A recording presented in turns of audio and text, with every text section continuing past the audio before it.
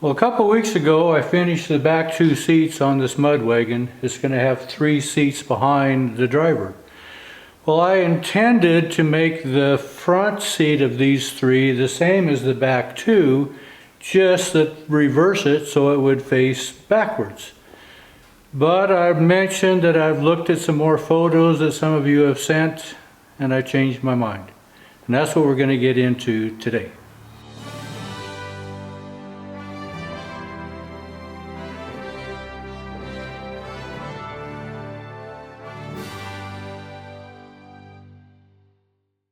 Well, initially, the owner sent me 7 photographs of mud wagons in the Okanagan, Omak, Brewster area of Washington, where this coach is supposed to have run.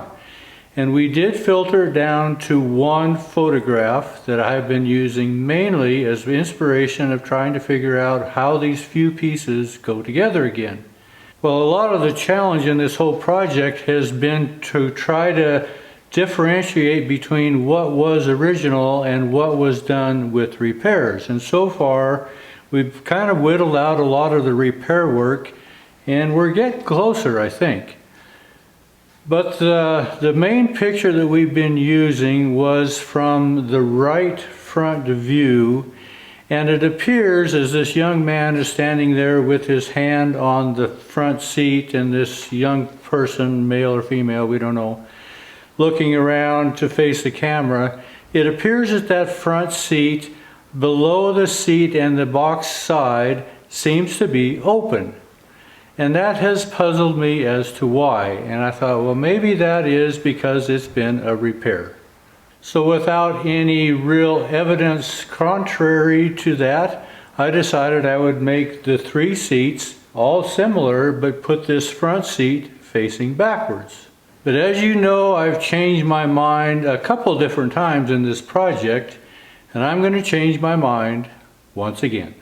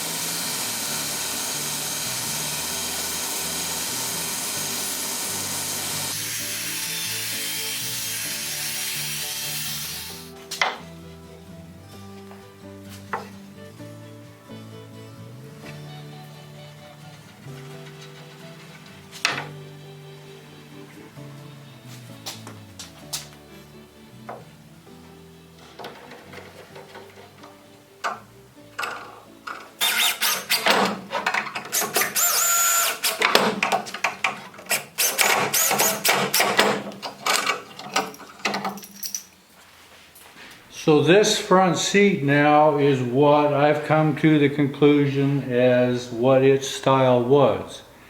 And many of you are probably wondering why. We have the open side, just a flat bench, a couple different rails down the side. How did I come to this conclusion? Well, first of all, I want to say thank you for everyone who has been sending me information and pictures of what you think this coach might have been. Some of them have been helpful, some of them are just kind of interesting. But there was a Randall McCullough that sent me some pictures from the Washington State University archives of this Frank Matsura collection. And he sent a couple of pictures and some information that he found that grabbed my attention, and it correlated with a couple pieces of iron on this old coach that I was puzzling as to why they were there. I just didn't get it. Randall, goes by Randy I guess, helped put some of these pieces together. Two of these photographs that he sent that were instrumental in changing my mind are these. Now this first photograph, the coach is kind of in the distance and there's an automobile in front of it. But as I zoomed in on this, it's much less cluttered with people and it has the same right side view. But as I zoomed in on this, the front seat became a little more clear. Now you can see the two back seats. They're very similar to what I've put on this mud wagon. But if you look at this front seat, you can see that it is also open underneath the seat bench, like the first picture we've been looking at. And I couldn't see any indication that there were seat arms or a seat back on this. It looks to me like it is just an open bench. And the question was, why? It looks very similar as the first picture we've been looking at. And if we look in the background, it's actually on the same street that the first picture we've been looking at was photographed also. Well, when I saw this particular picture that Randy sent, it confirmed that it's most likely the same coach as the one that I chose initially, with the front seat with an open side down here underneath the seat bench. But I was still puzzling as to why. And then there was another picture that he sent that helped answer that question. And this was in correlation with another email that I got from a fellow named Trey Rosie, R-O-W-Z-I-E. I'm not maybe pronouncing that correctly. But he sent some links also to this Washington State archive. And the picture that we had, one of the 7 initially, was a picture of a coach with a single woman in that coach. But in the item description, it mentions that this stage line, which may have been owned by these owners, we don't know, but these stage lines were being hired to haul passengers and the U.S. mail. So when Randy sent me this one picture of this woman picking up mail bags off of a stagecoach, I don't think it's this stagecoach, but you can see the sign on the side says U.S. Post Office. She is delivering mail or receiving mail probably off of this stage line. And then it began to make sense why this front seat is open and is most likely a bench seat instead of a backed cushion seat like the rear 2 seats are for passengers. I think this seat here was designed mainly to haul mail, and by default, if the mail was light, it would allow a place for an individual to sit, but I think it was to haul mail. And this is where the 2 pieces of iron on this old original coach that we got in made sense. Now this is the left side frame off of this old original coach body. And on the left side were these 2 hand-forged hooks. And I didn't know what they were for. I left them attached, thinking, well, maybe this puzzle will reveal itself, and it finally did. So this is the position of the old original framework. We have remnants of where there was an iron brace here, which correlates with the rockers. These two holes here and these two holes here correlate with the braces of the braces on this rocker iron. So as I position these in line where these holes line up to where these braces are, this hook fits right in here, and this hook fits right behind the front of this rocker iron. And interestingly enough, right below this open seat base. So when I was initially looking at the placement of these hooks, I didn't understand why would there be hooks underneath a coach body right underneath the front seat. It didn't make sense, but it does now. If these bags of mail were put underneath this front seat and possibly on the front seat, these hooks would be a place that they could lash the load down as this coach was making its journey from town to town. So these are lashing hooks. So now that I see the dual purpose of this coach, and it was hired out or contracted for two purposes. One was to haul passengers, one was to haul the mail.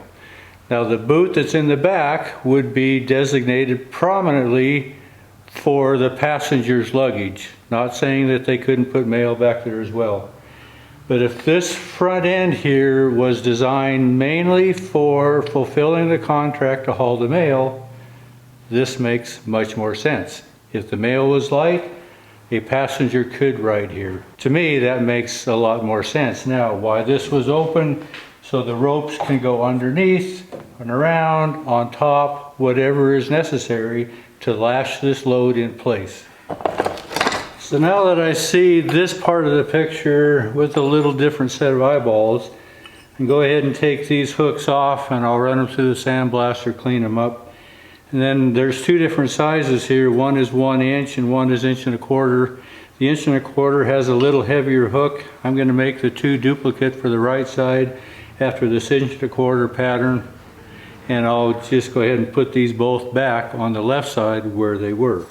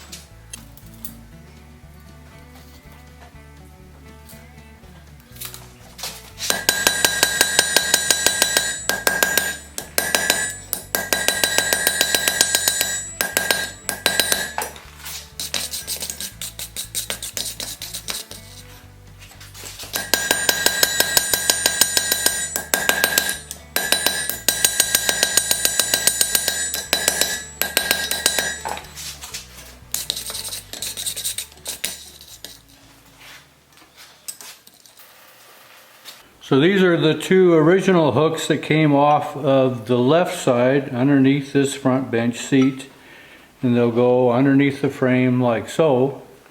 And then these are the two duplicate hooks that I made for the right side, and that will allow this load of mail bags to be tied down. I want to say thank you to everyone who's been helping solve this puzzle, sending me photographs and information, and piece by piece this puzzle is coming together.